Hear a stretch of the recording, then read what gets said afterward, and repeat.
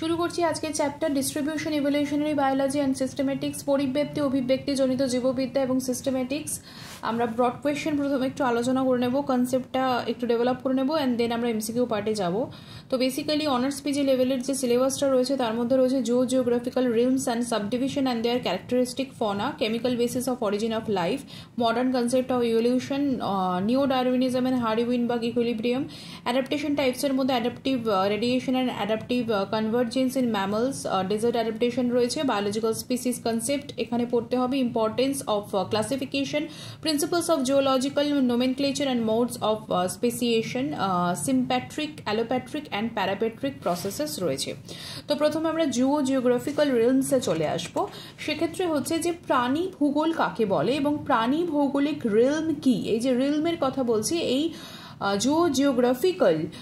Geography প্রথমে তো কী এবং সেই রিলমটা কি সেটা জানবো এবং তার যে রিজিয়নগুলো রয়েছে, তার যে সাবডিভিশনগুলো রয়েছে সেগুলো সম্পর্কে আমরা নলেজ রাখবো। তো প্রথমত জীববিদ্যার যে শাখায় ভূপৃষ্ঠে প্রাণীর বিস্তারণের রীতিনীতি আলোচিত এবং অধীত হয় তাকেই বলা হয় প্রাণী ভূগোল। আবার বলছে জীববিদ্যার যে শাখাতে ভূপৃষ্ঠে প্রাণীর বিস্তারণের রীতিনীতি আলোচিত এবং অধীত হয় তাকে বলা হয় হচ্ছে প্রাণী ভূগোল। এবার প্রাণী গোষ্ঠী বিস্তারণের সমতার উপর ভিত্তি করে পৃথিবীকে 6টি প্রাণী অঞ্চলে ভাগ করা হয়েছে। প্রত্যেকটি অঞ্চলকে প্রাণী ভৌগোলিক রিলম বলা হয়। তাহলে এর উপর ভিত্তি করে যে প্রাণীর মানে ভূপৃষ্ঠে যে প্রাণীর বিস্তারণের রীতিনীতি রয়েছে এবং প্রাণীর যে বিস্তারণের সমতা রয়েছে তার উপর ভিত্তি করে পৃথিবীতে 6টি যে প্রাণী অঞ্চল ভাগ করা হয়েছে সেগুলোকে প্রাণী ভৌগোলিক রিলম বলা হচ্ছে।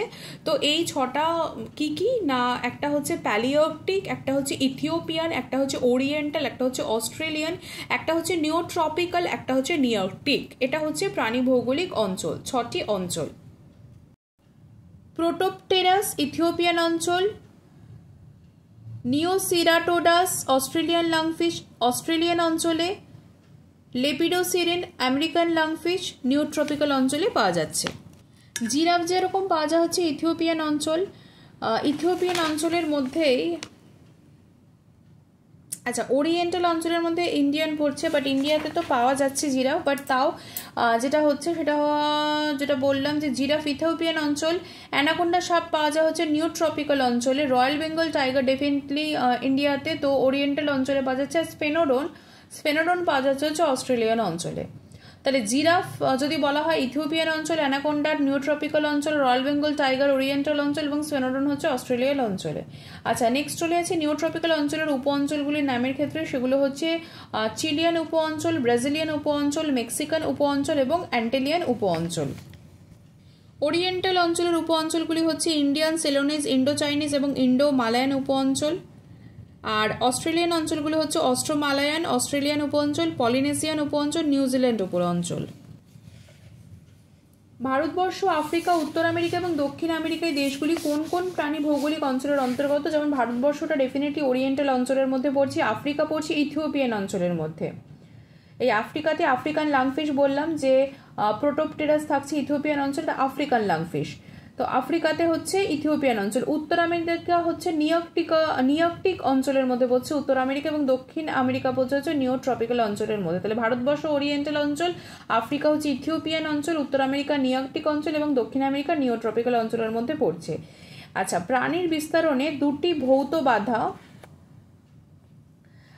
দুটি আবহাওয়াজনিত বাধা এবং দুটি জৈবিক বাধা নিয়ে আলোচনা করব। যেরকম প্রাণীর বিস্তরণের ক্ষেত্রে যদি ভৌত বাধা হয় তাহলে সেটা কীরকম হতে পারে, যে সুউচ্চ বিস্তীর্ণ পর্বতমালা, বিস্তীর্ণ জলরাশি, বিস্তীর্ণ স্থলভাগ, প্রচুর যদি বড় বড় এরকম উঁচু উঁচু পর্বতমালা হয় কি জল প্রচুর বেশি পরিমাণে থাকছে সেখানে ভৌত এই বাধাগুলো থাকছে, বা বিস্তীর্ণ স্থলভাগ থাকছে, যে ল্যান্ড থাকছে সেই ল্যান্ডটা থাকছে যে হয়তো সেখানে মানুষরাই বসবাস করছে, যে তাদের সেই সকল প্রাণীর বিস্তরণের জায়গা নেই, তাহলে সেটা কিন্তু ওই ভৌত বাধার মধ্যে পড়ছে। এছাড়া আবহাওয়াজনিত বাধা যেরকম অত্যাধিক যদি আর্দ্রতা থাকছে, অত্যাধিক শুষ্কতা থাকছে, অত্যাধিক যদি উষ্ণতা থাকছে বা শৈত্য থাকছে, এই সকলগুলো হচ্ছে আবহাওয়াজনিত বাধা। এবং জৈবিক বাধার ক্ষেত্রে হতে পারে কি, যে যেই লাইফস্টাইলটা লিড করবে সেই জায়গা থেকে যদি কোনো রকম অসুবিধা থাকে, যেমন যদি খাদ্য ঠিকঠাক পাওয়া না যাচ্ছে, যদি খাদকের অভাব ঘটছে বা জীবাণুর অভাব ঘটছে, কারণ এই জীবাণু কিন্তু ভীষণভাবে গুরুত্বপূর্ণ বেঁচে থাকার জন্য, তো সেই হিসেবে জৈবিক বাধার মধ্যে পড়ছে খাদ্য, খাদক, জীবাণু।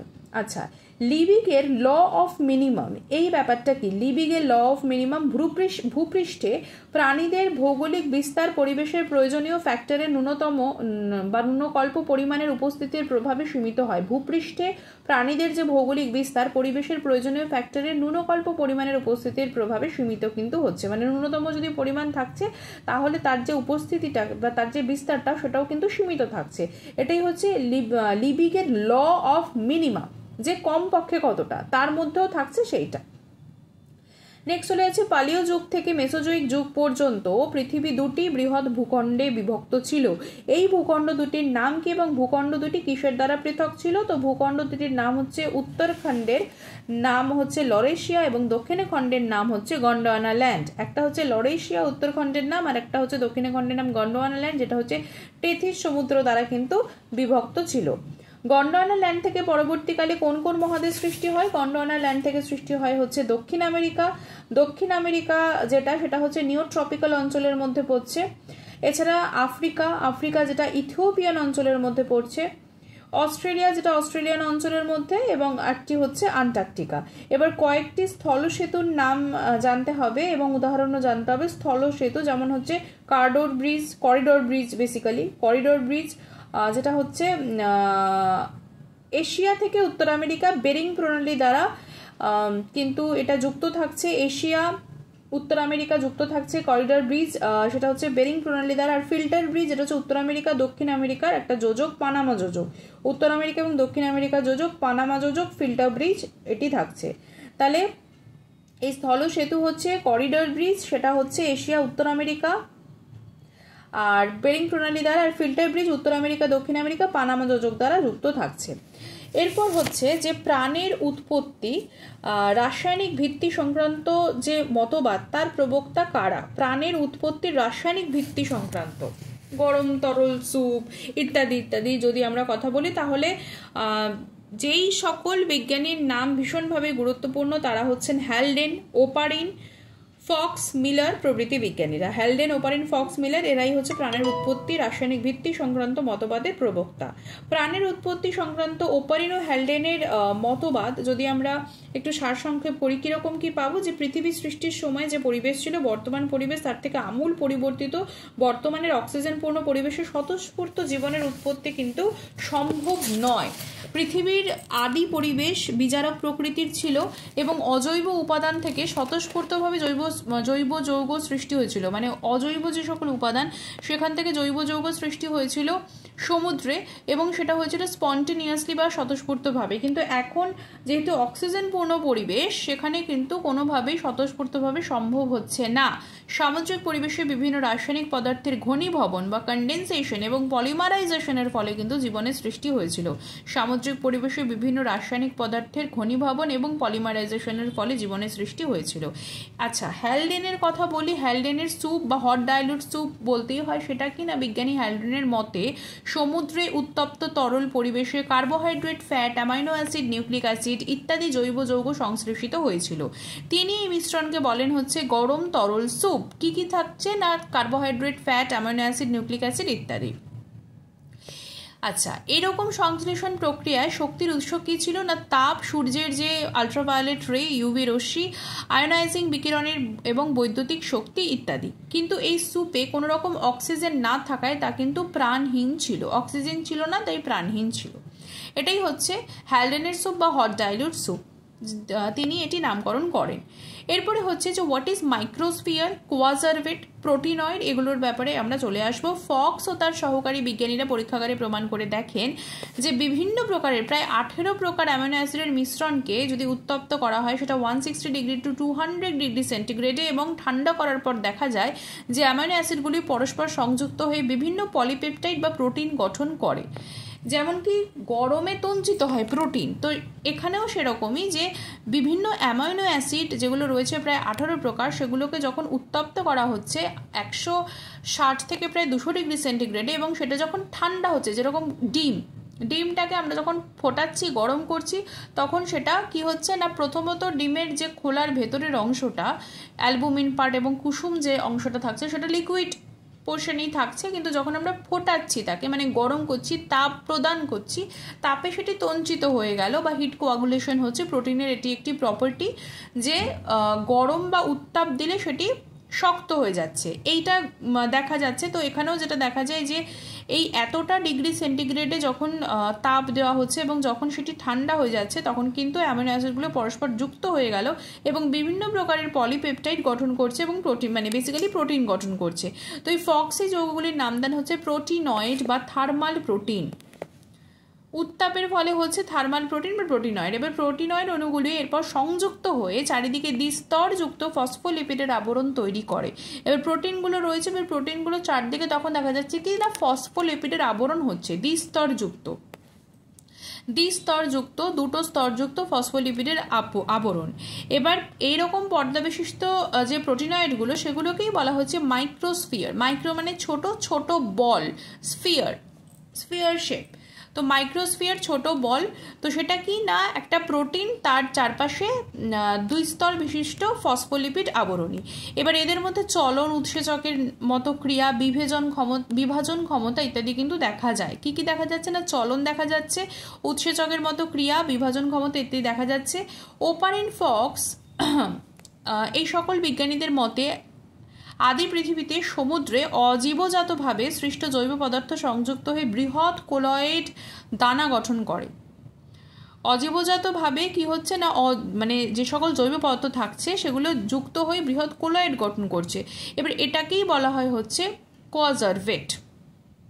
তাহলে প্রোটিন হলো অ্যামিনো অ্যাসিড থেকে, প্রোটিনয়েড সেখান থেকে হচ্ছে মাইক্রোস্ফিয়ার যার হচ্ছে ফসফোলিপিড, এবং যখন সেটা যুক্ত হয়ে আরও যুক্ত হচ্ছে বিভিন্ন রকম জৈব পদার্থ সংযুক্ত হয়ে বৃহৎ কোলয়েড গঠন করছে, সেটাকে বলা হচ্ছে কোয়াজারভেট। এবার কোয়াজারভেট পরিবেশ থেকে বিভিন্ন পদার্থ শোষণ করতে পারে এবং আকারে বৃদ্ধি পায়।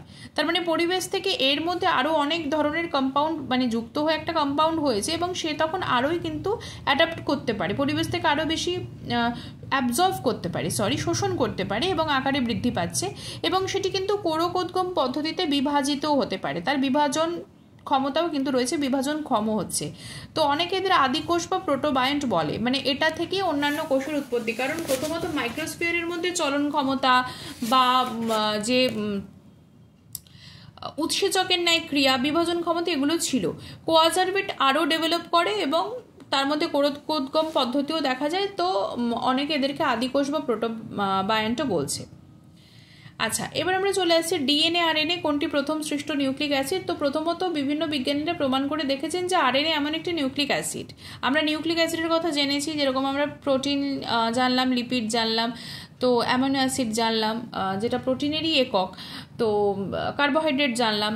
তো এক্ষেত্রে নিউক্লিক অ্যাসিডের কথাটা বলতেই হবে যে নিউক্লিক অ্যাসিড ভীষণ ইম্পর্টেন্ট, মানে সেটা ছাড়া এই যে জিন গঠন, জেনেটিক মেটেরিয়াল গঠনটাই হয় না। যাই হোক, সেটা আরও ডিপ লেভেলে আলোচনা করবো। বাট আরএনএ হচ্ছে এমন একটি নিউক্লিক অ্যাসিড যার নিজস্ব পুনরুৎপাদন ক্ষমতা এবং উৎসেচক হিসেবে কাজ করার ক্ষমতা রয়েছে, মানে নিজে নিজে সে কাজ করতে পারে।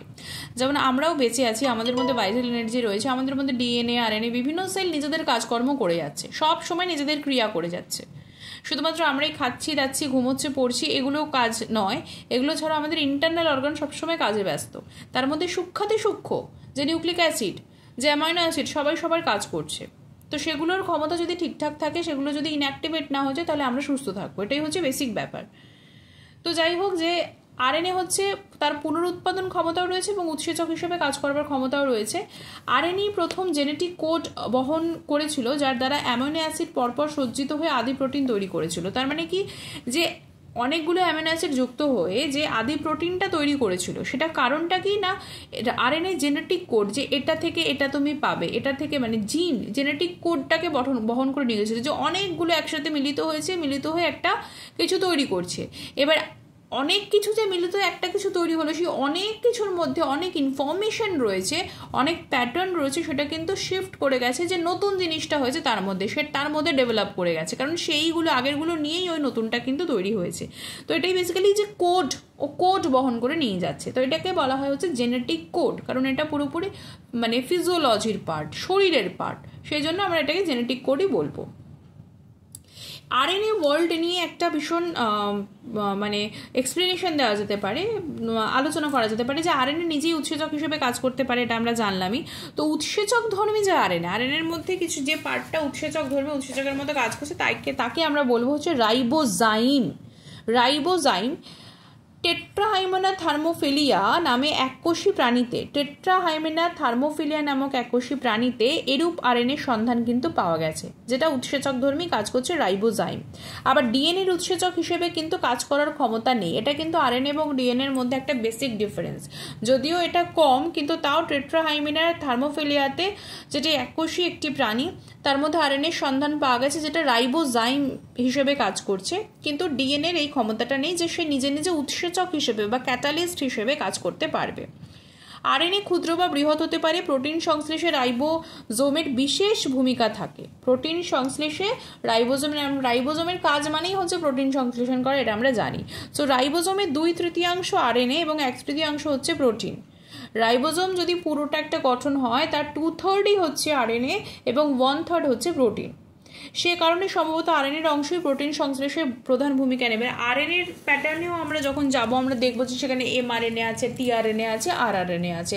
MRNA messenger RNA, tRNA transfer RNA, আর আরআরএনএ হচ্ছে রাইবোজোমাল আরএনএ, যেটা হচ্ছে 1/3 কিন্তু প্রোটিন আর 2/3 হচ্ছে আরএনএ। আচ্ছা, এর উপর ভিত্তি করে মনে করা হয় যে প্রিবায়োটিক জগতে রাইবোজোম শুধুমাত্র আরএনএ দিয়েই তৈরি হতো।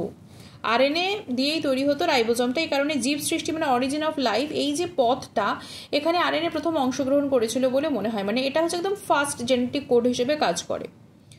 এটা দিয়েই কিন্তু সূত্রপাত হয়, লাইফের সূত্রপাত হয়ে গেছে, বাট তাও মানে জেনেটিক মেটেরিয়ালগুলোকে ডেভেলপ করানো, এক জায়গা থেকে আরেক জায়গায় সেগুলোকে নিয়ে যাওয়া, এগুলো তো কোড, মেসেজ ট্রান্সফার বা নিজেও ট্রান্সফার হওয়া, প্রোটিন সিনথেসিস করা, এই কাজগুলো কিন্তু আরএনএ করেছে। প্রসঙ্গত উল্লেখ্য যে রেট্রোভাইরাসের ক্ষেত্রে আরএনএ থাকে যা রিভার্স ট্রান্সক্রিপ্টেজ নামক উৎসেচকের মাধ্যমে ডিএনএ সংশ্লেষ করে, মানে আরএনএ থেকে ডিএনএ সংশ্লেষিত হচ্ছে। দ্যাট ইজ ভেরি ইন্টারেস্টিং যে রেট্রোভাইরাসের ক্ষেত্রে এই আরএনএ থাকছে যেটা রিভার্স ট্রান্সক্রিপ্টেজ করছে, মানে বেসিক্যালি উল্টো ট্রান্সক্রিপশন হচ্ছে, ঠিক আছে। এবং এখানে যে উৎসেচকটা কাজে লাগছে সেটা প্রত্যেকটা উৎসেচকের শেষে আমরা জানবো যে এজ কথাটা ম্যাক্সিমাম ক্ষেত্রে থাকে, তাহলে রিভার্স ট্রান্সক্রিপশনে হেল্প করছে রিভার্স ট্রান্সক্রিপ্টেজ উৎসেচক।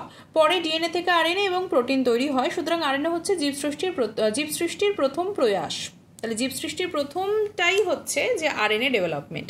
এবং পরবর্তীকালে যেটা বললাম যে ওই ট্রান্সক্রিপ্টেজ উৎসেচক যেটা রয়েছে তার মাধ্যমে তো হচ্ছে, বাট তার পরবর্তীকালে ডিএনএ থেকে আরএনএ এবং আরএনএ থেকে তারপরে প্রোটিন সিনথেসিস হয়, যেটা নর্মাল প্রসিডিওর। কি যে রেপ্লিকেশন হচ্ছে ডিএনএ টু ডিএনএ, তারপরে কি হলো না সেখান থেকে ট্রান্সক্রিপশন হচ্ছে DNA to RNA, and translation হচ্ছে আরএনএ থেকে প্রোটিন সিনথেসিস, এটা হচ্ছে নর্মাল প্রসিডিওর। এই যে রিভার্স ট্রান্সক্রিপ্টেজ কথাটা বললাম, এর ব্যাপারে একটু ডিটেলসে বলবো যে রিভার্স ট্রান্সক্রিপ্টেজ যে উৎসেচক তা বিপরীত ট্রান্সক্রিপশন প্রক্রিয়া অংশগ্রহণ করছে। ট্রান্সক্রিপ্টেজ নামক উৎসেচকের বিপরীত ক্রিয়া করছে, যেমন ডিএনএ থেকে আরএনএ তৈরি হয় ট্রান্সক্রিপশন পদ্ধতিতে, এই প্রক্রিয়া অংশগ্রহণকারী উৎসেচককে ট্রান্সক্রিপ্টেজ বলছে। অপরদিকে আরএনএ থেকে ডিএনএ সংশ্লেষিত হয়, তাকে বলা হয় রিভার্স ট্রান্সক্রিপশন। এবার এই প্রক্রিয়া অংশগ্রহণকারী উৎসেচককে রিভার্স ট্রান্সক্রিপ্টেজ বলছে। আরএনএ ভাইরাসে যেমন রেট্রোভাইরাসের যদি বংশ বৃদ্ধি করা হয় তখন কিন্তু অস্তিত্ব লক্ষ্য করা যায়। ইউক্যারিওটিক কোষে ডিএনএ থেকে আরএনএ সংশ্লেষণ ঘটে ট্রান্সক্রিপ্টেজ উৎসেচকের সহায়তায়, রিভার্স ট্রান্সক্রিপ্টেজ কিন্তু নয়, ট্রান্সক্রিপ্টেজের সহায়তায়। এরপর আমরা বিবর্তন বা ইভলিউশনের ব্যাপারে চলে আসবো। ডারউইনের যে বইতে প্রাকৃতিক নির্বাচন মতবাদটি প্রকাশিত হয় সেই বইয়ের নাম হচ্ছে the origin of species by means of natural selection. The origin of species by means of natural selection, এটি প্রকাশিত হয় হচ্ছে 1859 সালে। প্রাকৃতিক নির্বাচন মতবাদের প্রবক্তাই হচ্ছেন চার্লস ডারউইন। তো তার মতে অধিক সুবিধাজনক প্রকরণযুক্ত, মানে ভ্যারাইটি থাকছে, ভ্যারিয়েশন থাকছে, তো অধিক সুবিধাজনক প্রকরণযুক্ত জীবেরা পরিবেশের সাথে অধিক ভালোভাবে অভিযোজিত হতে পারে। অধিক সুবিধাজনক প্রকরণযুক্ত যাদের মধ্যে ভ্যারিয়েশন থাকছে সেই সকল জীবেরাই মানে পরিবেশের সাথে অধিক ভালোভাবে অ্যাডাপ্টেড হতে পারে, অভিযোজিত ইভলিউটেড হতে পারে। তো এবং প্রকরণ সম্পন্ন সন্তান উৎপাদনে সক্ষম হয়, যে যাদেরকে ডেভেলপ করাবে অপত্য যারা হবে তারাও কিন্তু মানে প্রকরণ সম্পন্নই হবে, তাদের মধ্যেও সেই ক্ষমতাটা থাকবে। এবং যোগ্যতম উদ্বর্তন যে ব্যাপারটা রয়েছে, মানে যেই যোগ্য সেই সিলেক্টেড থাকবে, মানে সেই হচ্ছে যে টিকে থাকতে পারবে। তো যোগ্যতম জীবের এরূপ বাছাই পর্ব এবং প্রজনন যোগ্যতাকে তিনি প্রাকৃতিক নির্বাচন বলেন। যে ন্যাচারাল সিলেকশন, তাহলে কি হলো, যে প্রাকৃতিক নির্বাচনের মধ্যে দিয়ে প্রজাতির সৃষ্টি হচ্ছে। তো ওনার মতে যে অধিক অতিরিক্ত সুবিধাজনক প্রকরণযুক্ত জীবেরা পরিবেশের সাথে অধিক ভালোভাবে অভিযোজিত হতে পারে এবং প্রকরণ সম্পন্ন সন্তান উৎপাদনে সক্ষম হয়। যোগ্যতম জীবের এরূপ বাছাই পর্ব এবং প্রজনন যোগ্যতাকে তিনি প্রাকৃতিক নির্বাচন বলেন। এবার বর্তমান ধারণা অনুযায়ী প্রাকৃতিক নির্বাচনের মধ্যে কিছু ডিফারেন্স রয়েছে। তার ডেফিনেশন বলতে গেলে, যেরকম বর্তমান ধারণা অনুযায়ী মিউটেশন বা জেনেটিক পরিবর্তন, মাইগ্রেশন বা যেটা হচ্ছে পরিযান, যে এক জায়গা থেকে আরেক জায়গায় ইত্যাদির কারণে একটা পপুলেশনে নতুন ধরনের অ্যালিলের প্রবর্তন ঘটে। যদি মাইগ্রেশন হচ্ছে এক জায়গা থেকে আরেক জায়গায়, মানে কোনো রকম ইকোলজি, মানে কোনো রকম জিওগ্রাফিক্যাল কোনো লোকেশন ওয়াইজ চেঞ্জ হচ্ছে, কোনো রকম মিউটেশন হচ্ছে, কোনো জেনেটিক পরিবর্তন হচ্ছে, সেই সকল ক্ষেত্রেও কিন্তু অ্যালিল যেটা থাকছে, যেটা জিনেরই ফর্ম, ঠিক আছে, সেইটার পরিবর্তন ঘটছে। এবার প্রাকৃতিক নির্বাচন এমন একটি শক্তি যা এই অ্যালিলের অনুপাতের তারতম্য ঘটাচ্ছে এবং প্রজননগত বিচ্ছিন্নতার মাধ্যমে বিবর্তনমূলক পরিবর্তন ঘটাচ্ছে। মানে অ্যালিলের যে ডিফারেন্সটা হয়ে যাচ্ছে তার মাধ্যমে কিন্তু বিবর্তনেও কিন্তু পরিবর্তন ঘটছে প্রজননগত বিচ্ছিন্নতার মাধ্যমে। এবার ডারউইন যোগ্যতমের উদ্বর্তন এবং প্রজনন যোগ্যতাকে প্রাকৃতিক নির্বাচন রূপে গণ্য করেন। মানে সেই যোগ্য হবে যে টিকে থাকতে পারবে, বিভিন্ন ধরনের ভ্যারিয়েশন, বিভিন্ন ধরনের পরিবর্তনকেও মানে রেখে, বিকজ তাদের মধ্যে নতুন যোগ্যতা সৃষ্টি হয়েছে এবং নতুন পরিবেশে তার মানিয়ে নেওয়ার ক্ষমতা রয়েছে। That is natural selection. এবার বর্তমান ধরনের পপুলেশনে জিন পুলের পরিবর্তন সাপেক্ষে প্রজননগত বিচ্ছিন্নতা বিশিষ্ট জীবের নির্বাচনকে প্রাকৃতিক নির্বাচন বলা হয়। তাহলে নতুন কনসেপ্টটা হচ্ছে যে পপুলেশনের মধ্যে যে জিন পুলের পরিবর্তনের সাপেক্ষে প্রজননগত বিচ্ছিন্নতা যাদের হচ্ছে, সেই অ্যালিল ডিফারেন্স যাদের হচ্ছে, বিশিষ্ট জীবের নির্বাচন তারা যে টিকে থাকছে, সেটাই হচ্ছে ন্যাচারাল সিলেকশন। এবার এই যে সিলেকশন, এটা বিভিন্ন রকম হতে পারে, যেরকম দিকমুখী নির্বাচন বা ডাইরেকশনাল সিলেকশন একটা হয়, একটা হচ্ছে স্টেবিলাইজিং সিলেকশন, একটা হচ্ছে ডিসরাপটিভ বা ডিফারেন্সিয়াল সিলেকশন। তো হচ্ছে পরিবেশের পরিবর্তনের সাথে তাল মিলিয়ে সহায়ক জিনের সংখ্যা বৃদ্ধির মাধ্যমে, পরিবেশের পরিবর্তনের সাথে তাল মিলিয়ে সহায়ক জিনের সংখ্যা বৃদ্ধির মাধ্যমে নতুন অভিযোজন সৃষ্টিকারী নির্বাচনকে দিকমুখী নির্বাচন বা ডাইরেকশনাল সিলেকশন বলা হয়। পরিবেশের পরিবর্তনের সাথে তাল মিলিয়ে সহায়ক জিনের সংখ্যা বৃদ্ধির মাধ্যমে নতুন অভিযোজন সৃষ্টিকারী নির্বাচনকে দিকমুখী বা ডিরেকশনাল সিলেকশন বলা হচ্ছে। যে সকল মিউটেশন জীবের সহায়ক হয় না বরঞ্চ ক্ষতিকারক হয়, প্রাকৃতিক নির্বাচনে সকল ক্ষতিকারক জিনগুলিকে অপসারিত করে প্রজাতির স্থিত অবস্থা বজায় রাখে, একে বলা হয় স্থায়ীকরণ নির্বাচন বা স্টেবিলাইজিং সিলেকশন। কি বলা হচ্ছে, যে সকল মিউটেশন জীবের সহায়ক হচ্ছে না বরং ক্ষতিকারক হচ্ছে, প্রাকৃতিক নির্বাচনে সকল ক্ষতিকারক জিনগুলিকে অপসারিত করছে এবং প্রজাতির স্থিত অবস্থা বজায় রাখছে, that is called stabilising selection. যখন কোনো অঞ্চলের সমসত্তা প্রাকৃতিক নির্বাচনের বিভেদমূলক ক্রিয়ার দ্বারা প্রভাবিত হয়, তখন এই পপুলেশনের মধ্যে ছোট ছোট জীবগোষ্ঠী বা সাব পপুলেশন সৃষ্টি হচ্ছে। এরূপ গোষ্ঠীর মধ্যে জিনের সংগঠনের পার্থক্য দেখা যায়, এগুলোকে বলা হয় বিক্ষিপ্ত বা বিভেদমূলক। মানে সমসত্তা প্রাকৃতিক নির্বাচনের বিভেদমূলক ক্রিয়ার প্রভাবিটি হচ্ছে বলে আলাদা আলাদা সাবডিভিশন হচ্ছে, সাব পপুলেশন হচ্ছে এবং তাদের মধ্যে জিনের সংগঠনগত পার্থক্য দেখা যায়, যেটাই হচ্ছে ডিসরাপটিভ বা ডিফারেন্সিয়াল সিলেকশন। চলে আসি প্রকরণের ক্ষেত্রে, যেমন জিনের মিউটেশন, ক্রোমোজোমের সংখ্যার পরিবর্তন, ক্রোমোজোমের আকৃতি পরিবর্তন, জিনের রিকম্বিনেশন বা পুনঃসংযুক্তি বা পুনর্বিন্যাস, জিনের আন্তঃক্রিয়া, জিনের বিলুপ্তি, জিনের সংকরায়নের মাধ্যমে কিন্তু প্রকরণ ঘটতে পারে। নির্দিষ্ট পপুলেশনে কিভাবে প্রজননগত বিচ্ছিন্নতা হতে পারে, কারণ বলা হলো যে প্রজননগত বিচ্ছিন্নতাটা অনুসারেই যেটা হচ্ছে সেটাই হচ্ছে এখনকার মডার্ন কনসেপ্ট অনুযায়ী ন্যাচারাল সিলেকশনের প্রাকৃতিক নির্বাচন। তো জিনগত কারণে যদি প্রাকৃতিক নির্বাচন হয়, মানে নির্বাচন দ্বারা কার্যকরী যদি হচ্ছে জিনগত প্রকরণ, সেক্ষেত্রে একই প্রজাতির সদস্যদের মধ্যে জনগত পৃথকীকরণ কিন্তু ঘটতে পারে একই প্রজাতির সদস্যদের মধ্যে। এবার জিনের আদান প্রদানের বিভিন্ন বাধা, যেরকম ভৌগোলিক বাধা হতে পারে, পপুলেশনে কিন্তু প্রজননগত বিচ্ছিন্নতা সৃষ্টি হয়। তাহলে প্রজননগত বিচ্ছিন্নতা কিভাবে, না জিনগত যদি প্রকরণ হচ্ছে তখন, মানে জিনগত প্রকরণ যদি প্রাকৃতিক নির্বাচন দ্বারা কার্যকরী হচ্ছে, তখন মানে একই প্রজাতির সদস্যদের মধ্যে জনগত পৃথকীকরণ ঘটছে সেটা।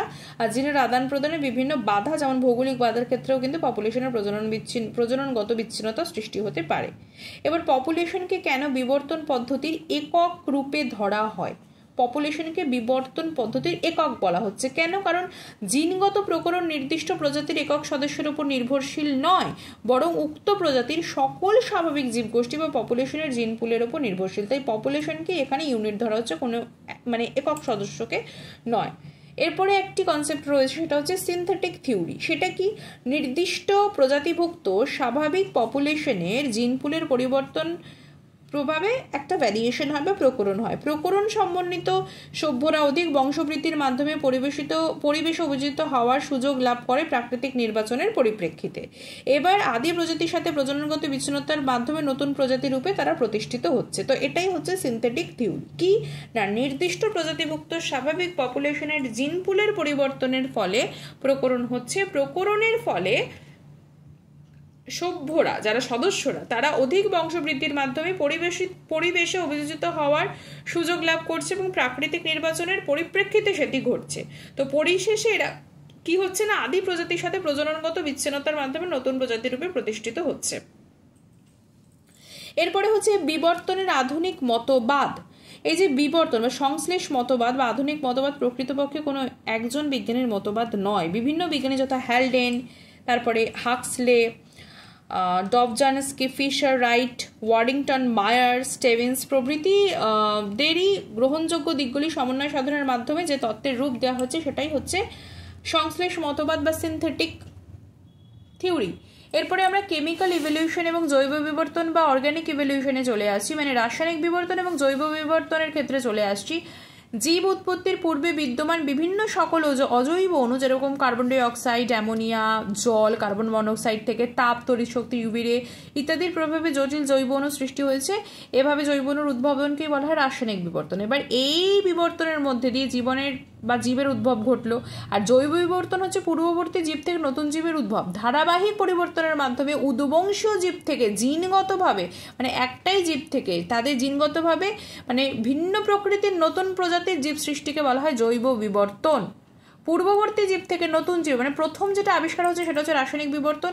তারপরে জৈব বিবর্তন হচ্ছে যে পূর্ববর্তী জীব থেকে নতুন জীবের উদ্ভব, অর্থাৎ ধারাবাহিক পরিবর্তনের মাধ্যমে যে উদ্বংশীয় জীব থেকে জিনগতভাবে ভিন্ন প্রকৃতির নতুন প্রজাতির যে জীব সৃষ্টি হচ্ছে সেটাই হচ্ছে জৈব বিবর্তন।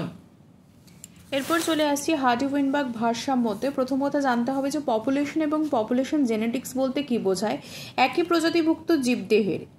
প্রজাতিভুক্ত জীবদের একটি গ্রুপ যারা নির্দিষ্ট সময় এবং নির্দিষ্ট স্থানে বসবাস করে। একই প্রজাতিভুক্ত জীবদের একটি গ্রুপ যারা একটা নির্দিষ্ট সময়ে নির্দিষ্ট স্থানে বসবাস করছে এবং নিজেদের মধ্যে প্রকৃত বা সম্ভাব্য জননক্ষম, তাদেরকেই বলা হচ্ছে পপুলেশন। বা মেন্ডেলিয়ান পপুলেশনও বলা হয়। জীবগোষ্ঠীতে জিনের সঞ্চারণ এবং প্রকরণ সংক্রান্ত বিদ্যাকে বলা হয় পপুলেশন জেনেটিক্স।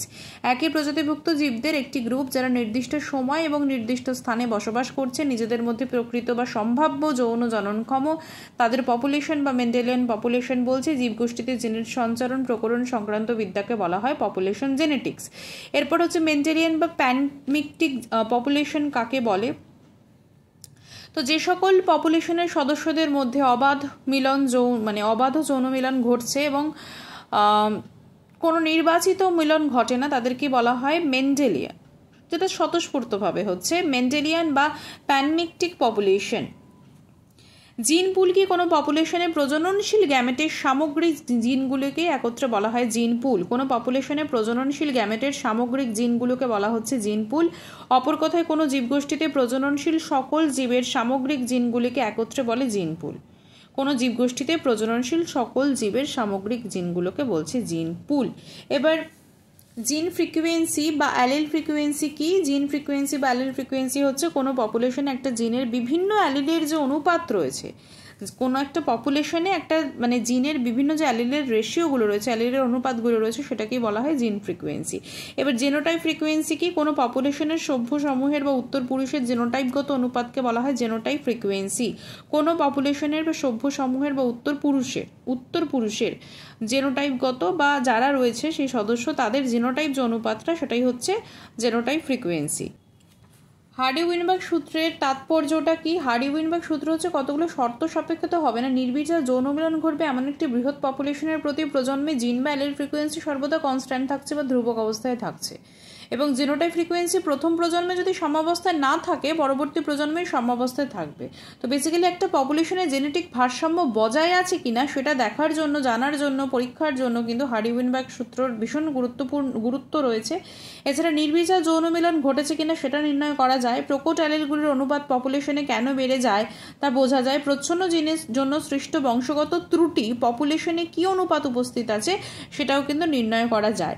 তাহলে কি কি ডিটেক্ট করা যাচ্ছে যে নির্বিচার যৌন মিলন ঘটেছে কিনা, পপুলেশনে জেনেটিক ভারসাম্য বজায় আছে কিনা, প্রকট অ্যালিলগুলির অনুপাত পপুলেশনে বেড়ে যাচ্ছে কেন, প্রচ্ছন্ন জিনের জন্য সৃষ্ট বংশগত ত্রুটি কিভাবে কি ডেভেলপ করছে সেটি। এবার কোন ক্ষেত্রে হার্ডি-উইনবার্গ ভারসাম্য ব্যাহত হতে পারে? হার্ডি-উইনবার্গ ভারসাম্য বিঘ্নিতকারী শর্তগুলো কি কি? যেরকম নিয়ন্ত্রিত প্রজনন, যে এর জন্য বিঘ্ন ঘটবে। নিয়ন্ত্রিত প্রজনন, অসম উদ্বর্তন, মিউটেশন, জিন পরিযান বা মাইগ্রেশন, জেনেটিক ড্রিফট বা জিনের বিলুপ্তি, হার্ডি-উইনবার্গ লটাই হচ্ছে যে এই যে শর্তগুলো রয়েছে, যেমন নিয়ন্ত্রিত প্রজনন, মিউটেশন, জেনেটিক ড্রিফট, মাইগ্রেশন বা পরিযান বা জিন ফ্লো ইত্যাদি ঘটবে না, নির্বিচারে যৌন মিলন ঘটবে এবং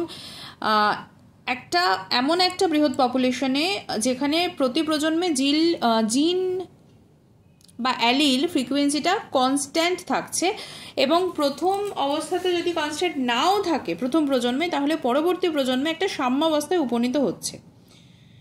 তো কি কি শর্ত সেখানে থাকবে, মানে কি কি শর্ত সাপেক্ষে হার্ডি-উইনবার্গ সূত্র কার্যকরী হবে? প্রথম কথা, কোন কোন শর্ত হচ্ছে বিঘ্নকারী সেগুলো বলা হলো। তাহলে কোন কোন শর্তে এবার কাজ ভালো হবে? সেটা হচ্ছে জীবগোষ্ঠীতে বৃহৎ হতে হবে, কারণ ডেফিনেশনের শুরুতে যে একটা বৃহৎ পপুলেশনের প্রতি প্রজন্ম, এই কথাটা কিন্তু উল্লেখ করছি বারবার। তো জীবগোষ্ঠীর মধ্যে নির্বিচার যৌন মিলন ঘটতে হবে, প্রাকৃতিক নির্বাচন কোনো একটি বিশেষ জেনোটাইপকে সুবিধা দেবে না, মিউটেশন, পরিযান, জেনেটিক ড্রিফট, মিউটিক ড্রাইভ এগুলো কিন্তু অনুপস্থিত থাকবে। তো হার্ডি-উইনবার্গ ল অনুসারে যেটা হয়, P square plus 2pq plus Q square equal to 1, মানে এই সমীকরণটা হচ্ছে। এবং এখানে পি মানে হচ্ছে পপুলেশনে প্রকট হোমোজাইগাস জীবের জেনোটাইপ ফ্রিকোয়েন্সি, প্রকট যে হোমোজাইগাস জীব তার জেনোটাইপ ফ্রিকোয়েন্সি। 2pq মানে একটা পপুলেশনে হেটেরোজাইগাস জীবের জেনোটাইপ ফ্রিকোয়েন্সি, আর কিউ স্কোয়ার হচ্ছে একটা পপুলেশনে প্রচ্ছন্ন হোমোজাইগাস জীবের জেনোটাইপ ফ্রিকোয়েন্সি। তাহলে পি হচ্ছে প্রকট হোমোজাইগাস, কিউ হচ্ছে প্রচ্ছন্ন হোমোজাইগাস, আর 2pq যেটা হচ্ছে সেটা হচ্ছে হেটেরোজাইগাস, সেটা হোমোজাইগাস নয়, প্রকট প্রচ্ছন্ন নেই, সেখানে হেটেরোজাইগাস জীবের জেনোটাইপ ফ্রিকোয়েন্সি। এবার যদি একটা পপুলেশনের জেনোটাইপ ফ্রিকোয়েন্সি এরকম হয় যে এ ক্যাপিটাল হচ্ছে 0.64, এ মানে ক্যাপিটাল এ স্মল এ হচ্ছে 0.20 অ্যান্ড স্মল এ সেটা হচ্ছে 0.16, তাহলে এক্ষেত্রে কি হবে?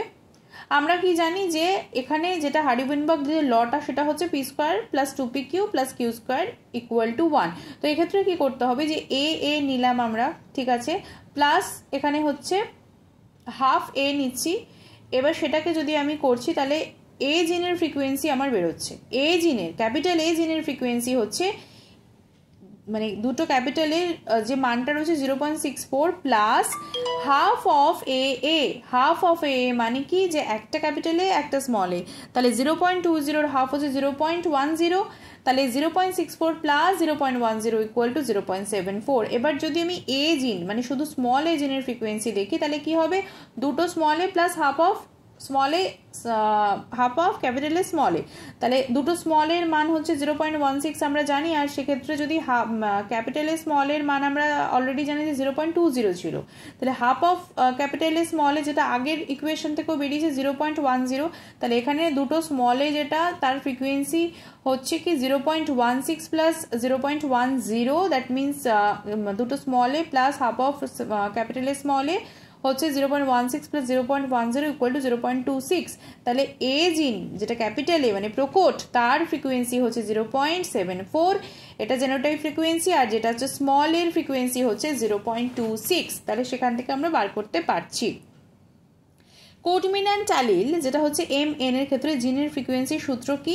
সেক্ষেত্রে হচ্ছে M equal to D plus half of H by N, আর N equal to R plus half of H by N. এখানে এম এন হচ্ছে কোডমিন্যান্ট জিন, আর ডি হচ্ছে ডমিন্যান্ট জিন, আর হচ্ছে প্রচ্ছন্ন জিন, এন হচ্ছে সদস্য সংখ্যা, এইচ হচ্ছে হেটেরোজাইগোটের সংখ্যা। তাহলে কি হচ্ছে? M equal to D plus half of H by N, আর N equal to R plus half of H by N. M মানে কোডমিনেন্ট আর এন মানে সদস্য সংখ্যা, এম এন মানে কোডমিনেন্ট জিন আর ডি হচ্ছে ডমিনেন্ট আর রিসেসিভ প্রচ্ছন্ন,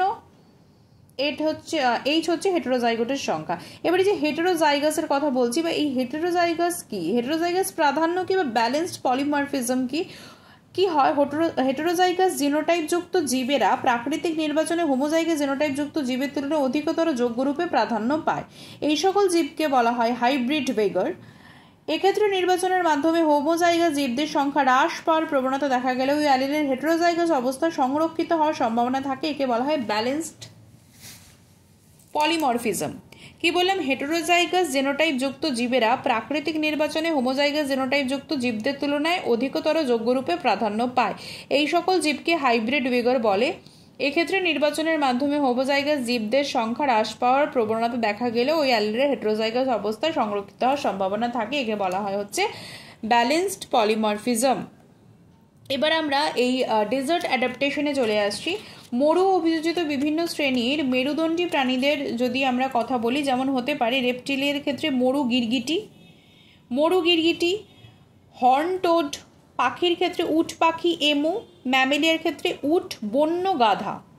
ঠিক আছে, ম্যামেলিয়ার ক্ষেত্রে উট এবং বন্য গাধা, অ্যাবিস বা পাখির ক্ষেত্রে উট পাখি এমু, আর রেপটিলিয়া বা সরীসৃপের ক্ষেত্রে মরু গিরগিটি, হর্ন টোড।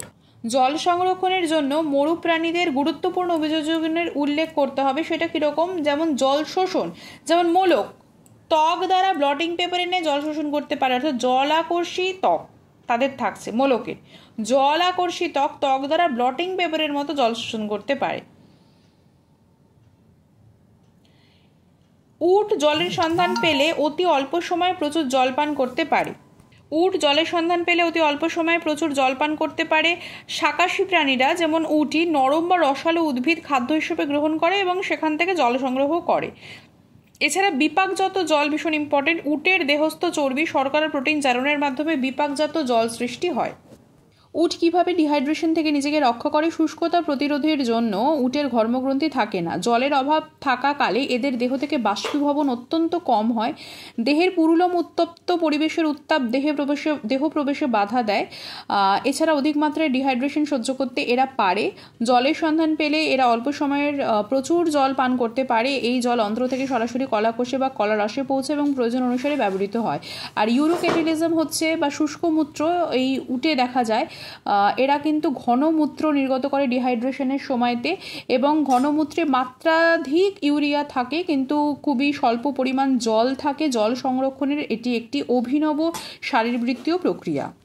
এরপর আমরা ট্যাক্সোনমিতে চলে আসবো। বিজ্ঞানী সিমসন 1961 সালে এই ট্যাক্সোনমির প্রবর্তন করেন। তো এই সংজ্ঞা অনুযায়ী শ্রেণী বিভাজনের রীতি নীতি নিয়ম পদ্ধতি আলোচনা করাই হচ্ছে ট্যাক্সোনমি। প্রধানত 3 প্রকারের ট্যাক্সোনমি রয়েছে, সেটা হচ্ছে আলফা ট্যাক্সোনমি, বিটা ট্যাক্সোনমি এবং গামা ট্যাক্সোনমি।